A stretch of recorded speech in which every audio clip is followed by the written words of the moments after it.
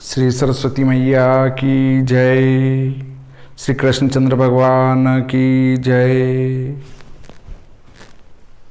मुझे एक मैसेज प्राप्त हुआ कि आप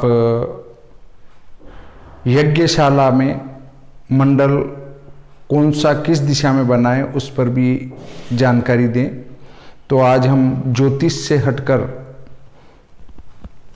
कर्मकांड की तरफ बढ़ते हैं। यज्ञशाला निर्माण पर एक अलग से वीडियो बनाऊंगा मैं, यज्ञशाला का निर्माण कैसे करेंगे। आज हम सीधे ही यज्ञशाला के अंदर मंडल की स्थापना कहां करें इस पर ही चर्चा करेंगे। तो देखिए, वर्तमान में जितने भी यज्ञ हो रहे हैं 99% विधिहीन हो रहे हैं। जनता की भावना को देखकर और जनता को यज्ञ की तरफ आकर्षित करके और जनता से पैसा इकट्ठा करके अधिक से अधिक बचत कैसे हो इसको ध्यान में रखकर यज्ञ किए जा रहे हैं। जबकि यज्ञ में धन बचाने का उद्देश्य नहीं होता है, यज्ञ को विधिपूर्वक करने का निर्णय होना चाहिए। यज्ञ विधि विधान से नहीं होने से उसका पूरा फल नहीं मिल रहा है। जैसे यज्ञ कुंड में नाभि कमल हो, उसके होठ हों, उसके एक यज्ञोपवीत पहनाने का भी छिद्र रहे योनि के अंदर, योनि के अंदर एक खड़ा छिद्र हो, योनि पर 2 गोले रखे हुए हों, उसके बाद योनि की आकृति जो नाभ के अनुसार हों, 3 प्रवर उनकी जो होती हैं वो अपने विधान के अनुसार हों। तो इस प्रकार यज्ञ का कंठ कहाँ होगा, कैसा होगा, इसको ध्यान में नहीं रखा जाता है। सीधे एक चौकोर बनाया और वो आकृति दी और यज्ञ चालू।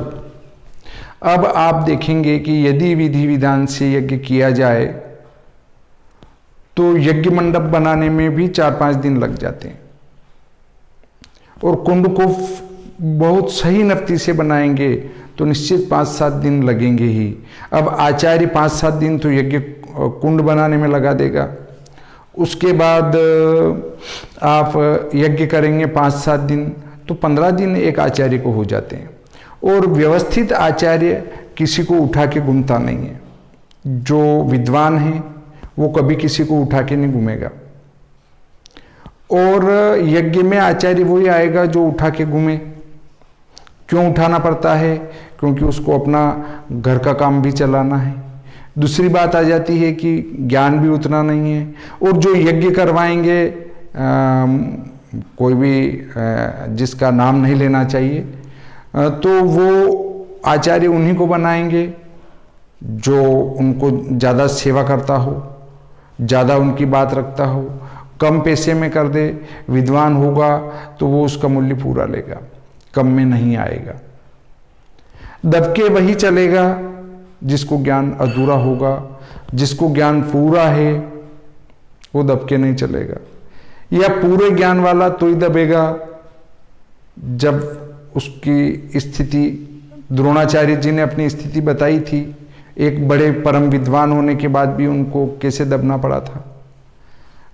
अगली बात आती है कि यज्ञ में जो करवा रहे हैं, अब उनने क्या कहा कि साहब हमारे तो निपटना है, केवल यज्ञ करना है, हम इतना विधि विधान नहीं करेंगे, तो वो बात रह जाती है। तो 99% यज्ञ ऐसे ही हो रहे हैं जो एक नाम मात्र के यज्ञ किया गया।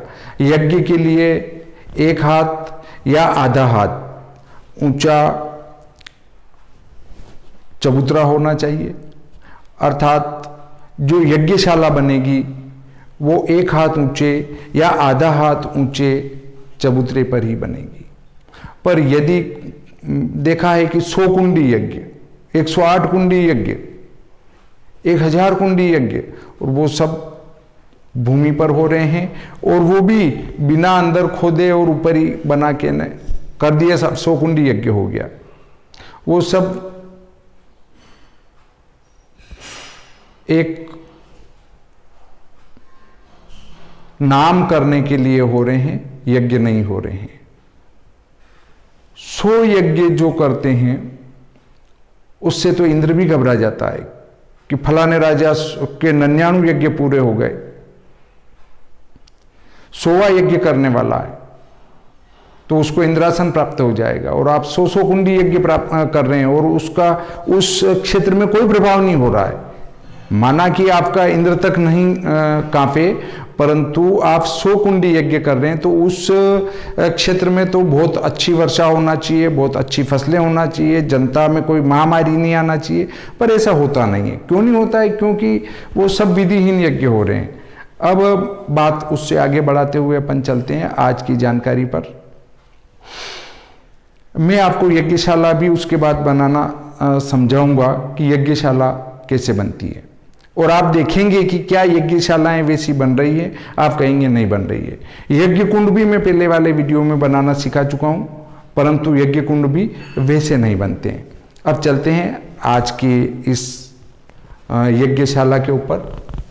तो हमने एक चबूतरा यज्ञशाला का बना लिया। यह बन गया हमारा एक चबूतरा है। इसका पूर्व ऊपर है, पश्चिम नीचे है, उसके बाद ये उत्तर है,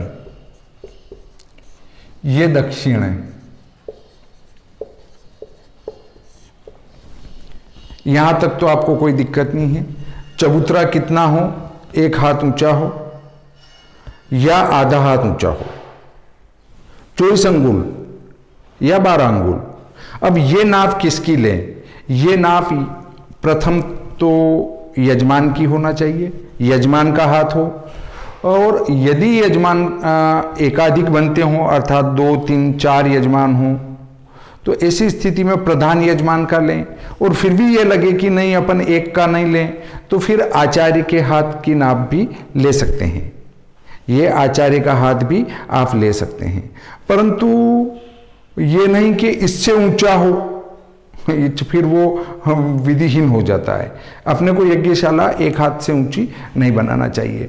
अब यदि माना कि मंदिर परिसर ही अपना पर्याप्त है, तो यज्ञशाला पृथक से बनाने की आवश्यकता नहीं है, उसी मंदिर परिसर में भी यज्ञ कर सकते हैं।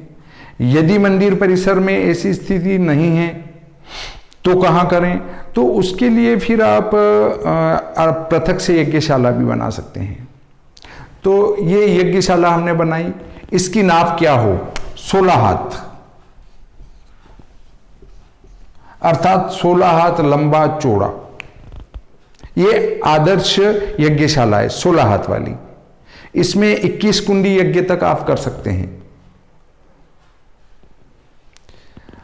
और आपको लगे कि नहीं 21 कुंडी तो ज्यादा हो जाता है, तो 11 कुंडी यज्ञ तो आराम से कर सकते हैं। 21 कुंड में तो दिक्कत आ जाएगी, क्योंकि 1, 2, 3, 4 और 4 8 10 मतलब 11 कुंडी ही होगा। 21 कुंडी यज्ञ संभव नहीं है। 11 कुंडी यज्ञ आप इसमें आसानी से कर सकते हैं। अब 11 कुंड से यदि आपके कुंड बढ़ते हैं तो फिर यज्ञशाला की नाप आप बढ़ाते जाएंगे।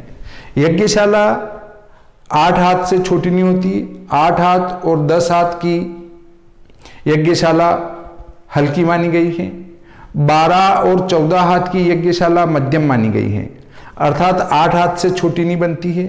8 हाथ की निकृष्ट, 10 हाथ की भी निकृष्ट, और 12 हाथ और 14 हाथ की मध्यम, और 16 हाथ और 16 हाथ से अधिक की यज्ञशाला उत्तम मानी गई है। तो 16 हाथ से छोटी यज्ञशाला ना हो। उसके बाद 100 हाथ तक बना सकते हैं। 100 हाथ लंबी चौड़ी, पर जितनी लंबी होगी उतनी ही चौड़ी होगी। अब यज्ञशाला का क्या होगा? यज्ञशाला में प्रयुक्त होने वाले और यज्ञशाला की जमीन पर आचार्य का अधिकार होता है। पर आजकल आचार्य को यह जमीन दी नहीं जाती है, परंतु यदि आप इसको समझते हैं और यज्ञ का पूरा फल लेना चाहते हैं तो इस भूमि को फिर अपने उपयोग में कदापि नहीं लाएं जहां पर यज्ञ हो गया। या तो आचार्य को दें या फिर उस पर कोई धार्मिक स्थान का निर्माण करवा दें, मंदिर का। अगर आप आचार्य को नहीं देना चाहते हैं तो मंदिर निर्माण करवा कर वहाँ पूजा पाठ की जा सकती है, परंतु यज्ञशाला पर फिर यजमान का अधिकार नहीं रहता है। यज्ञशाला में जितनी भी बलियाँ, जितनी भी सामग्री प्रयुक्त होती है वो सब आचार्य की होती हैं। वह यजमान फिर अपने उपयोग में न लाए। अगर उपयोग में लाते हैं तो दोष के भागी होते हैं। जो यज्ञ किया है उसका विपरीत फल प्राप्त होगा, आपको पूरा फल प्राप्त नहीं होगा। अब अगली बात पर विचार करते हैं कि ये जो अग्निकोण है, अग्निकोण, यहां पर आप 1 हाथ लंबी चौड़ी ऊंची एक वेदी बनाएंगे, अर्थात चबूतरी बनाएंगे। एक यहां पर बनाएंगे, 2 बनेगी। एक पर यहां गणेश मंडल रहेगा,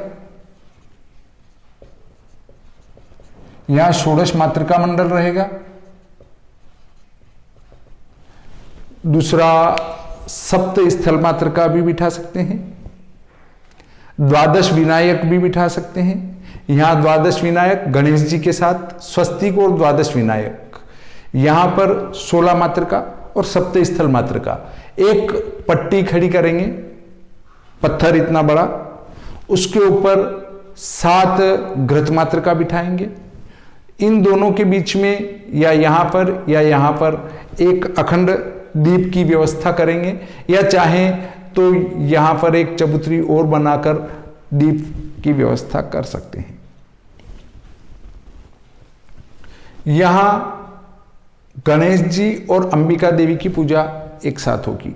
गणेशांबिकेभ्यो नमः, गणेशांबिकेभ्यो नमः हम करते हैं पूजा, तो यहां आएंगे। अब आप कहेंगे कि हमें रिद्धि सिद्धि की पूजा भी करना है, शुभ लाभ की पूजा भी करना है, वो सब गणेश जी के साथ हैं, इसलिए उनकी पृथक से पूजा नहीं की जाती है। अब उसके बाद आते हैं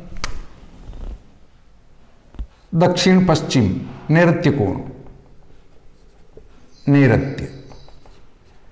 नैऋत्य कोण में वास्तु जी आएंगे। गणेश जी लाल कपड़े पर, मातृका भी लाल कपड़े पर, ये पीले कपड़े पर वास्तु जी। यहां 2 प्रकार के वास्तु होते हैं, एक तो गृह प्रवेश में और एक मंदिर में। तो मंदिर वाला वास्तु यहां बनाएंगे। अगर मंदिर या यज्ञ कर रहे हैं तो मंदिर वाला वास्तु बनेगा। फिर अगला यहां पर भैरव जी आएंगे, भैरव मंडल बनेगा। इसके पास ही यहां 64 योगिनी मंडल बनेगा। ये काले कपड़े पर, ये लाल कपड़े पर। उसके बाद आते हैं यहां पर नवग्रह, 9 ग्रह देवता, उनके 9 अधिदेवता और 9 प्रत्यधिदेवता, 27 देव की स्थापना यहां हो जाएगी। और यहां एक और बनेगी चबूतरी। ये सब 1 हाथ लंबी चौड़ी ऊंची है। ये यहां पर यज्ञेश्वर कलश की स्थापना होगी। यज्ञेश्वर कलश यहां स्थापित होगा। अब आपका बीचों बीच यज्ञ कुंड बनेगा और यहां पर बनेगा आपका प्रधान मंडल। ये 4 गुणित 4 की होगी, 4 हाथ लंबी, 4 हाथ चौड़ी और 1 हाथ ऊंची। यहां चबूतरी होगी। इसके ऊपर चबूतरी का अर्थ, इनको अगर यज्ञ की भाषा में कहें तो वेदी कहेंगे, पर आपको जल्दी समझ में आने के लिए चबूतरी बता रहा हूं। बाकी इन सब का नाम है वेदी। इन वेदियों को भी पोता जाता है। और यहां पर जो मंडल बनेगा वो जिस देवता की स्थापना पूजन की जा रही है, जिस देव का यज्ञ किया जा रहा है उसके अनुसार बनेगा। यदि गणेश जी का कर रहे हैं तो गणेश मंडल बनेगा। यदि एकादश रुद्र का कर रहे हैं, हनुमान जी है, शिव जी हैं, तो यहां पर चतुर्लिंग तो या द्वादश लिंग तो या एक लिंग तो मंडल बनेगा, भद्र मंडल। यदि आप यहां पर देवी का कर रहे हैं तो गौरी तिलक मंडल भी बना सकते हैं। और यदि आपको कुछ भी समझ में नहीं आ रहा है कि साहब मुझे तो ये मंडल का चक्कर समझ में नहीं आ रहा है, सर्वतोभद्र मंडल सभी के लिए बना सकते हैं। देवी के लिए भी बना सकते हैं, हनुमान जी के लिए भी बना सकते हैं, गणेश जी के लिए भी बना सकते हैं, अन्य देवताओं के लिए भी, सभी के लिए आपका सर्वतोभद्र मंडल चलेगा। यहां पर सर्वतोभद्र मंडल बनेगा और यहां प्रधान यज्ञ कुंड बनेगा। अब देखिए, विधान यह भी प्राप्त होता है कि ये यहां बना सकते हैं और प्रधान कुंड यहां बना सकते हैं, परंतु ऐसा नहीं करना चाहिए, क्योंकि ये वाला जो भाग रहेगा यज्ञशाला का वो सबसे ऊंचा होगा। मतलब सबसे ऊंचा ये बीच वाला भाग होगा और ये भाग नीचा होगा। जब यज्ञ में अग्नि प्रज्वलित हुई और वो प्रचंड रूप धारण करती है तो यहां भाग ऊंचा होने से ऊपर जलने की संभावना नहीं रहेगी, और यहां नीचा होने से ऊपर यज्ञशाला में अग्नि लग सकती है, क्योंकि प्रधान कुंड में घी भी अधिक जाएगा, शाकल्य भी अधिक जाएगा, और सभी अधिक होने से इसकी अग्नि का ध्यान रखा जाना चाहिए। और जो धुआं उठता है वो भी ऊपर निकलने की, क्योंकि ये वाला ऊपर रहता है और ऐसा अलग रहता है, और फिर नीचे वाला अलग रहता है, धुआं निकलने की जगह रहती है यहां पर चारों दिशाओं में, तो जो धुआं उठेगा वो आसानी से ऊपर निकल सकता है। इसलिए मेरी सलाह यह है कि प्रधान यज्ञ कुंड यहीं बनाए और ये सर्वतोभद्र मंडल, लिंगतोभद्र मंडल या जो भी भद्र मंडल बनाए वो यहां बनाए। अब पूजा का क्रम देखते हैं। देखिए, आप 5 दिन या 7 दिन का ले रहे हैं तो यहां पर यजमान आया, यजमान आने के बाद वो यहां परिक्रमा करेगा। जितने भी यज्ञ वो कलश लेके आए हैं, माताएं, बहनें, बच्चियां, जो भी कलश लेके आए, प्रधान यजमान आगे होकर इस यज्ञशाला की 1, 3, 5, 7, 11 जो भी इच्छा हो परिक्रमा करे, और लोगों में भावना जागृत करने के लिए, जैसे कि विवाह में लड़के लड़की की भावना जागृत करने के लिए पहले गणेश जी की स्थापना में बहुत सारे कार्यक्रम किए जाते हैं, वैसे ही लोगों में यज्ञ के प्रति भावना उत्पन्न करने के लिए यहाँ पर 11 परिक्रमा भी करवा सकते हैं। परंतु प्रवेश का द्वार पश्चिम रहेगा, पश्चिम द्वार से इसमें प्रवेश करेंगे यजमान। यज्ञ में वैसे अलग अलग दिशाओं से अलग अलग वस्तु के प्रवेश का विधान है कि शाकल्य कहाँ से आएगी, देवता कहाँ से आएंगे, विप्र कैसे जाएंगे, यजमान कैसे जाएंगे, वो सब अलग अलग द्वार उनके लिए निर्धारित हैं। परंतु हमें यजमान को अंदर जाना है, इसलिए यहाँ से प्रवेश करेंगे। सबसे पहले स्वस्ति वाचन के द्वारा उनको यहाँ स्वस्ति वाचन के बाद उनकी आरती करवा कर और प्रवेश कराएंगे। प्रवेश करने के बाद यहाँ पर बैठेंगे, बैठने के बाद उनका गठबंधन वगैरह कर लेंगे, और हेमाद्रि कृत स्नान संकल्प पहले कर ही चुके हैं वहाँ पर कुएं पर। अब प्रवेश करने के बाद यहाँ उनका सब गठबंधन आदि करने के बाद में सब पूजा की व्यवस्था होने के बाद वे उठेंगे और सीधे यहाँ जाएंगे। यहाँ उनका आसन लगेगा और सबसे पहले गणेशाम्बिका की पूजा करेंगे, षोडश मातृका पूजा करेंगे। यहाँ अगर द्वादश विनायक बनाए उनकी पूजा करेंगे, स्थल मातृका बनाइए उनकी पूजा करेंगे। फिर यहाँ पर आपके घृत मातृका की पूजा करेंगे। ये पूजन करने के बाद उठकर सीधे आएंगे यहाँ पर। यहाँ पर आसन लगा के इनकी पूजा करेंगे वास्तु देवता की। वास्तु देवता की पूजा करने के बाद सीधे जाएंगे यहाँ पर महाकाली, महालक्ष्मी, महासरस्वती और 64 योगिनी, इनकी यहाँ पूजा हो जाएगी। फिर भैरव मंडल की पूजा करेंगे। ये पूजा करने के बाद सभी क्रम से फिर सीधे यहाँ जाएंगे। यहाँ पर यज्ञेश्वर कलश की पूजा करेंगे। वापस आएंगे यहाँ पर सर्वतोभद्र मंडल की पूजा करेंगे। पूजा का विधान सबसे पहले यज्ञ कर रहे हैं, प्रारंभ हुआ है तो पंचोपचार और दशोपचार से पूजा नहीं करेंगे, कम से कम षोडशोपचार से पूजा करेंगे। 32 उपचार और 64 उपचार से भी पूजा की जा सकती है, अधिकतम पूजा 64 उपचार से की जाती है इनकी, तो हम यहाँ पूजा करेंगे। अब हमने देखा कि अग्निवास अगर आज हमारा नहीं है तो फिर नवग्रह की पूजा नहीं होगी। यहाँ से आने के बाद फिर जिस दिन अग्निवास हो पृथ्वी पर, उस दिन